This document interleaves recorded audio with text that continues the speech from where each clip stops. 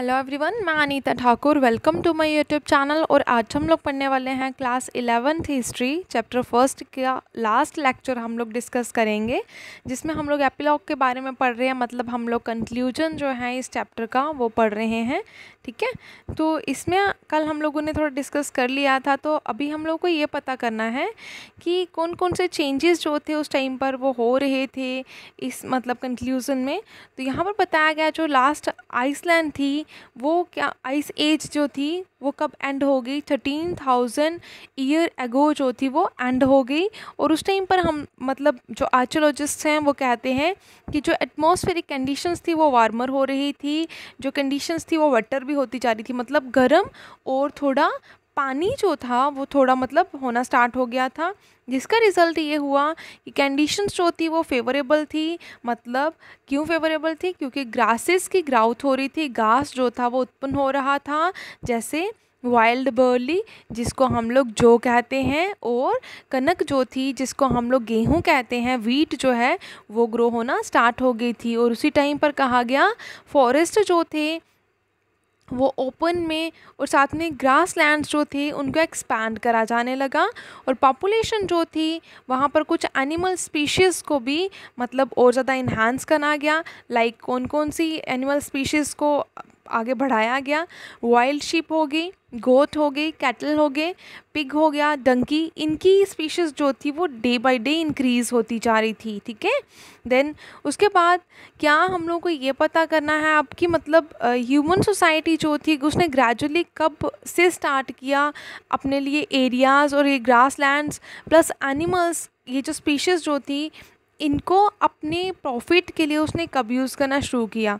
तो अब यहाँ पर ये पता चलता है हमें कि एक बहुत ज़्यादा टाइम पीरियड था जिसमें हम लोग को ये पता चला कि परमानेंट कम्युनिटीज़ जो हैं उन्होंने कुछ एरियाज़ को ऑक्यूपाई कर रखा है, जिनमें वो बहुत सालों तक उस एरिया के ऊपर उन्होंने मतलब कंट्रोल किया। और बाद में उन्होंने क्या किया, प्रेशर उनके ऊपर मतलब एक प्रेशर जो था वो फोर्स मतलब प्रेशर लगाया गया कि हाँ हम लोगों को क्या करना है, अपनी फूड सप्लाईज़ को इंक्रीज़ करना है ज़्यादा से ज़्यादा एग्रीकल्चर प्रैक्टिसेस को परफॉर्म करके।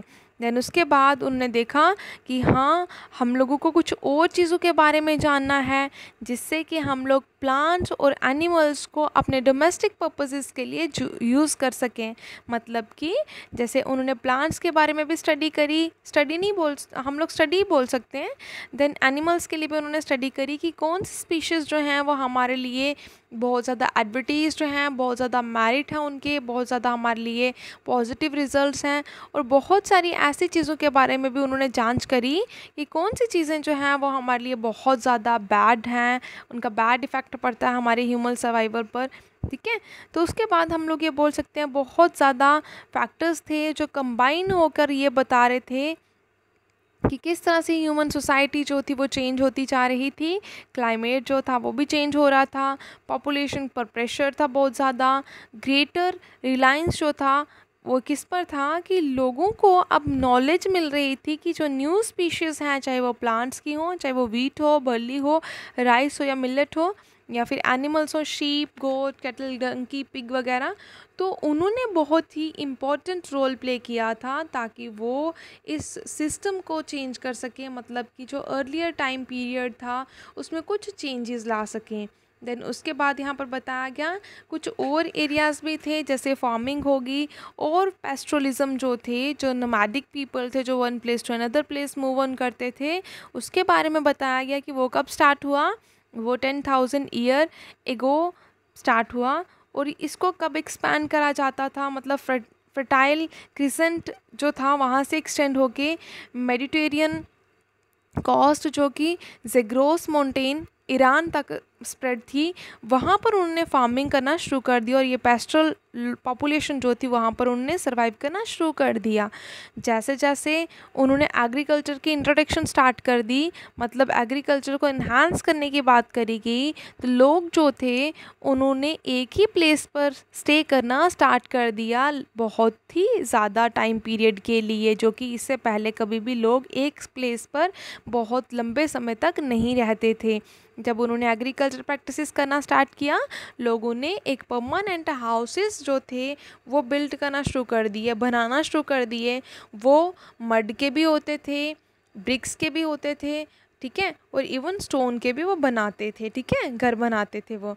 देन उसके बाद यहाँ पर बताया गया कुछ अर्लीस्ट विलेजेस थे, मतलब कुछ ऐसी फाइंडिंग्स हुई जिससे आर्कियोलॉजिस्ट जो थे उनको ये पता चला कि पहले ये जो विलेजेस थे वो कहाँ पर और वहाँ पर कौन कौन सी स्पीशीज़ जो थी वो वहाँ पर रहती थी। अब ये जो फार्मिंग और पैस्टोरलिज्म जो था उसकी वजह से बहुत और चेंजेस भी इंट्रोड्यूस करे गए, जैसे उन्होंने पॉट बनाना शुरू कर दिए, मतलब उन्होंने मटके वगैरह बनाना शुरू कर दिए। वो किस किस पर्पसेस के लिए यूज़ करा जाता था उन पॉट्स को, फूड ग्रेन्स को स्टोर करने के लिए और खाना पकाने के लिए, और कुछ चीज़ें जो कि उनके पर्सनल यूज़ के लिए भी होती थी, ठीक है, लाइक यूटेंसिल्स वगैरह बनाना उन्होंने शुरू कर दिया।